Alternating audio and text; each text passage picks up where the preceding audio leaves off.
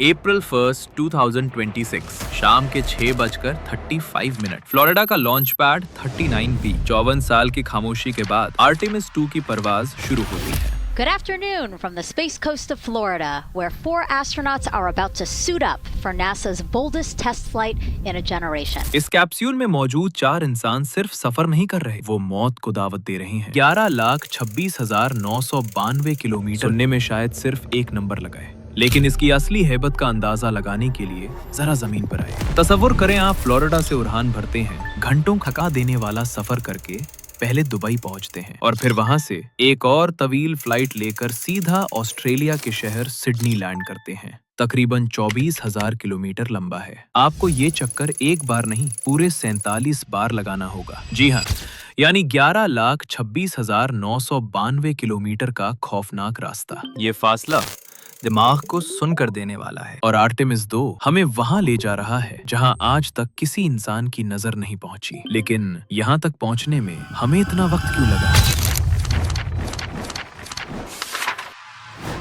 1960 का ये हंगामा खेज दौर। दुनिया 2 बड़े हिस्सों में तकसीम हो चुकी थी। ये सिर्फ साइंस की दौड़ नहीं थी, ये 2 नजरियात, 2 सुपर पावर्स और 2 अनाओं की टक्कर थी। एक तरफ सोवियत यूनियन का दबदबा था तो दूसरी तरफ अमेरिका का गरूर। ये साबित करने की जंग थी कि आसमान का असली बादशाह कौन है। सोवियत यूनियन ने पहले स्पुतनिक और फिर यूरी गैगारिन को भेजकर दुनिया को हैरान कर दिया। अमेरिका पीछे रह चुका था और उनका गरूर खाक में मिल रहा था। हार उनके बिल्कुल सामने खड़ी थी। लेकिन तभी एक मर्द ने वो वादा किया जिसने फिजिक्स के कवानीन को ललकार दिया।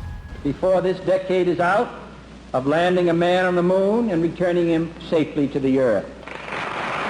लेकिन चांद तक पहुंचने का ये सफर कोई आसान काम नहीं था। ये रास्ता फूलों की सेज नहीं, बल्कि आग और खून से लिखा गया था। 27 जनवरी 1967 नासा के लिए एक काला दिन साबित हुआ। एक रूटीन ग्राउंड टेस्ट के दौरान अपोलो 1 कैप्सूल के अंदर अचानक आग भड़क उठी।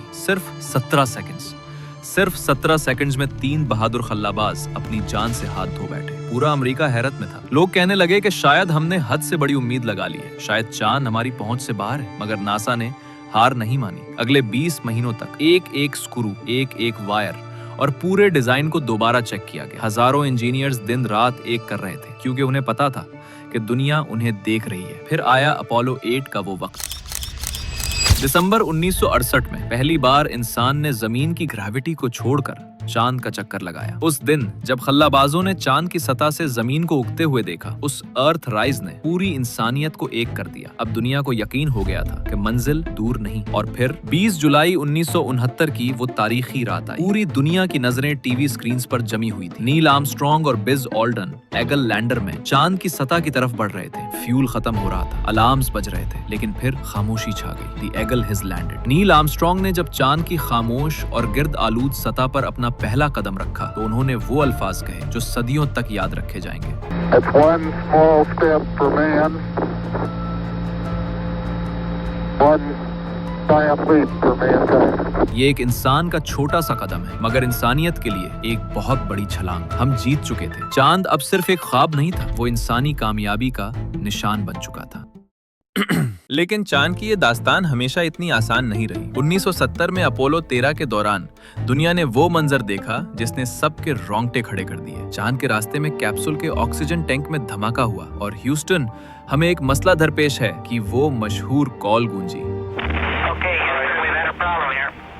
ये मिशन चांद पर उतरने के लिए नहीं, बल्कि जिंदा वापस आने की जंग बन गया। स्पेस की शदीद ठंड और ऑक्सीजन की कमी। लेकिन नासा के इंजीनियर्स ने जमीन पर बैठकर जुगारू तरीकों से खलाबाजों को मौत के मुंह से निकाल लिया। ये नासा की तारीख का सबसे बड़ा कामयाब नाकामी माना जाता है।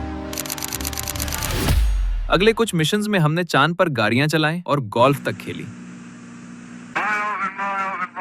फिर आया दिसंबर 1972, अपोलो 17। ये वो आखिरी मिशन था जब किसी इंसान ने चांद पर कदम रखा। कमांडर जीन सर्नन ने चांद से रुखसत होते वक्त वहां की मिट्टी पर अपनी बेटी का नाम ट्रेसी लिखा था, जो आज 50 साल बाद भी वहां मौजूद है। क्योंकि चांद पर हवा नहीं है, इसलिए वहां कुछ भी मिटा नहीं है। क्या आपको पता है कि चांद की अपनी एक मखसूस महक है? खलाबाजों के मुताबिक जब वो चांद की मिट्टी अपने सूट्स पर लगाकर वापस आए तो कैप्सूल में जले हुए बारूद जैसी महक फैल गई थी। और एक और हैरत अंगेज बात, चांद पर आज भी हमारा कचरा मौजूद है। 96 बैग्स, इंसानी गंदगी, पुरानी गाड़ियां और यहाँ तक कि एक कैमरा भी वहाँ छोड़ा गया था। मगर 1972 के बाद अचानक सब रुक गया। हमने दोबारा वहां का रुख क्यों नहीं किया? लोग कहते हैं ये पैसों की कमी थी, कुछ कहते हैं कि दिलचस्पी खत्म हो गई, मगर कुछ साजिशी नजरियात ये भी कहते हैं कि चांद पर हमें मना कर दिया गया था। हकीकत जो भी हो, अब खामोशी टूटने वाली है। आर्टेमिस 2 सिर्फ एक मिशन नहीं बल्कि हमारी वापसी का ऐलान है। मगर इस बार हम सिर्फ कदम रखने नहीं बल्कि वहां रहने जा रहे हैं। स्पेस की तारीख में सैटर्न 5 एक बादशाह की तरह माना जाता था। ये वो रॉकेट था जो इंसान को पहली बार चांद पर ले गया। 110 मीटर लंबा, यानी 36 मंजिला इमारत से भी ऊंचा। लेकिन 2026 में हमने एक नया बेस्ट देखा, द स्पेस लॉन्च सिस्टम। दोनों में फर्क क्या है? सैटर्न 5 लंबा जरूर था, लेकिन SLS उससे कहीं ज्यादा ताकतवर है। SLS की थर्स्ट 88 लाख पाउंड्स है, जो सैटर्न 5 से तकरीबन 15% ज्यादा है। सीधी बात यह है कि अगर सैटर्न 5 एक पुराना पहलवान था, तो SLS आज का एक हाई टेक बॉडी बिल्डर है। चलिए इस मशीन को करीब से देखते हैं। रॉकेट की लॉन्चिंग कोई आम बात नहीं, ये एक जबरदस्त धमाका है। और इस ताकतवर धमाके को कंट्रोल करने के लिए क्या चाहिए? पानी। ये है मोबाइल लॉन्चर 1। लेकिन इसके साथ ये बड़ा टैंक क्या कर रहा है? बहुत से लोग समझते हैं कि ये रॉकेट को ठंडा करता है, लेकिन हकीकत कुछ और है। लॉन्च के वक्त ये टैंक सिर्फ 60 सेकंड्स के अंदर 11 लाख गैलन पानी रिलीज करता है। ये पानी इसलिए है ताकि रॉकेट के इंजन से निकलने वाली आवाज की लहरें खुद रॉकेट को तबाह न कर दें। जी हाँ, जमीन से टकराकर वापस आने वाली आवाज की रफ्तार और ताकत इतनी होती है कि वो रॉकेट को खुद ही तबाह कर सकती है।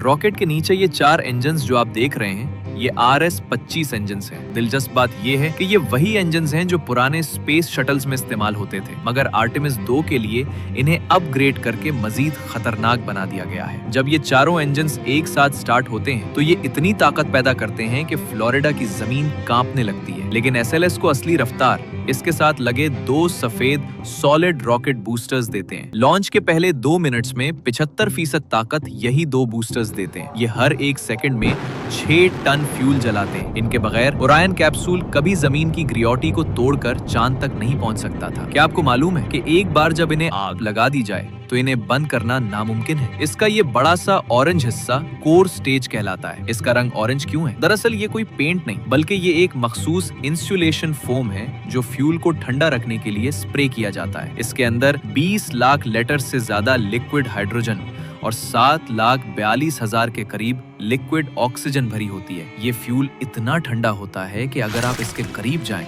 तो आप पल भर में बर्फ का पुतला बन जाएं। मगर जब ये जलता है तो ये इतनी दहशतनाक गर्मी पैदा करता है कि इंसान पलक झपकते ही राख बन जाए। सबसे ऊपर है ओरायन कैप्सूल, इन 4 हीरोज का घर। ऊपर रीड और विक्टर और इनके बिल्कुल नीचे क्रिस्टीना और जेरेमी। इन्हें इस तरह लिटाया गया है कि लॉन्च का शदीद दबाव इनके जिस्म को नुकसान ना पहुंचा सके। असल में जब ये रॉकेट तेजी से स्पीड पकड़ता है तो जी फोर्स की वजह से इन एस्ट्रोनॉट्स का वजन अचानक 4 गुना बढ़ जाता है। यानी उन्हें ऐसा महसूस होता है जैसे उनके सीने पर कोई भारी वजन रख दिया गया हो। ये शदीद दबाव सिर्फ तब तक रहता है जब तक ये इंजन्स पूरी ताकत से आग उगल रहे हो। लेकिन जैसे ही इंजन बंद होते हैं एक अजीब सी खामोशी छा जाती है। 4 गुना वजन महसूस करने वाले ये खलाबाज अब वजन से आजाद हो चुके हैं। मगर अब शुरू होता है इस मिशन का सबसे मुश्किल और खौफनाक हिस्सा। क्या आपको मालूम है ओरायन कैप्सूल अंदर से कितना बड़ा है? ये सिर्फ एक छोटी SUV गाड़ी जितना है। इसी छोटी सी जगह में चारों एस्ट्रोनॉट्स को 10 दिन गुजारने होते हैं। यहाँ ना कोई अलग कमरा है और ना ही कोई बिस्तर। और ऊपर से ये खलाबाज स्लीपिंग बैग्स में बंद होकर दीवारों के साथ चिपक कर सोते हैं ताकि सोते हुए वो किसी बटन से ना टकरा जाएं गलती से। चलिए अब बात करते हैं उस सवाल की जो सबके जहन में है, ये वॉशरूम कैसे जाते हैं? खला में ग्रेविटी नहीं होती, इसलिए वहाँ आम टॉयलेट काम नहीं कर सकता। ओरायन में एक खास वैक्यूम सिस्टम इस्तेमाल होता है जो गंदगी को खींच लेता है। लेकिन एक दिलचस्प और थोड़ी अजीब बात यह है, एस्ट्रोनॉट्स के यूरिन को जाये नहीं किया जाता, बल्कि इसे रिसाइकल करके दोबारा पीने के लिए साफ पानी में तब्दील कर दिया जाता है। खाने की बात करें तो यहाँ कोई किचन नहीं है। खाना पहले से ही पैकेटों में खुश्क करके रखा जाता है। इन्हें खाने के लिए इसमें गर्म पानी इंजेक्ट करना पड़ता है। लेकिन यहाँ एक खतरा है, अगर खाने का एक छोटा सा जर्रा भी हवा में उड़ने लगे तो वो किसी एस्ट्रोनॉट की आंख में जा सकता है या कैप्सूल के हसास कंप्यूटर्स को खराब करके मौत का सबब बन सकता है। इसीलिए एस्ट्रोनॉट्स ऐसा खाना इस्तेमाल करते हैं जो चिपचिपा होता है ताकि वो चमच से चिपका रहे। और सबसे हैरत अंगेज बात, स्पेस में रहने के कुछ दिनों बाद एस्ट्रोनॉट्स के पैरों की खाल इतनी नर्म हो जाती है कि वो पुरानी स्किन छोड़ने लगते हैं, ठीक उसी तरह जैसे सांप अपनी खाल बदलता है। क्योंकि वहाँ चलने की जरूरत नहीं होती, इसलिए जिस्म अपने आप को बदलने लगता है। ये चांद का सफर जितना खूबसूरत दिखता है, इसके अंदर की हकीकत इतनी ही मुश्किल है और इंसानी हिम्मत का इम्तिहान है। लेकिन ये चारों हीरोज थे कौन? Commander Reid Wiseman, pilot Victor Glover और मिशन स्पेशलिस्ट्स जेरेमी हैनिसन और क्रिस्टीना कोच। इनमें एक हैरत अंगेज बात यह है कि क्रिस्टीना कोच वो पहली खातून बने जो चांद तक पहुंचे।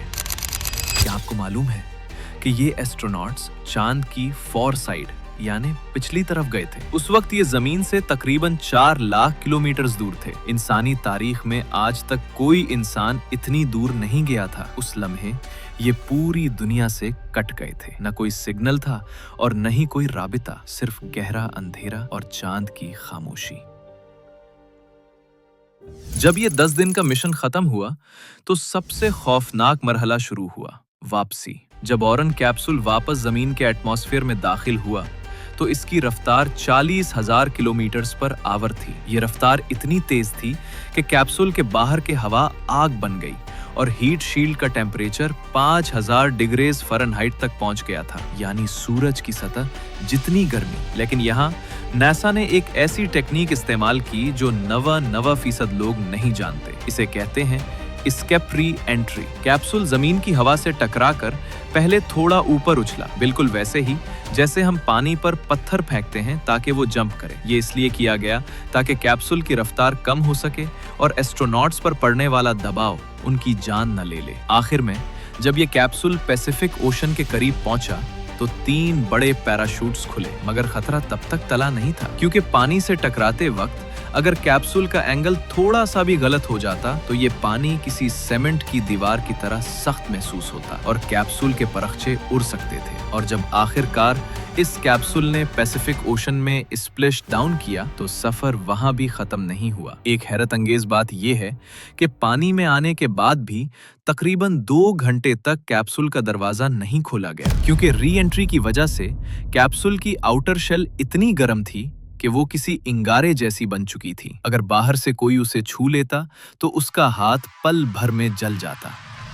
ये चारों एस्ट्रोनॉट्स अपने मिशन के उस आखिरी हिस्से में भी उसी छोटी सी जगह में बंद इंतजार करते रहे जब तक समंदर के ठंडे पानी ने इस कैप्सूल को ठंडा नहीं कर दिया। और आखिरकार जब दरवाजा खुला तो ये सिर्फ 4 इंसानों की वापसी नहीं थी, बल्कि ये इस बात का सबूत था कि इंसान एक बार फिर जाने के लिए तैयार हैं।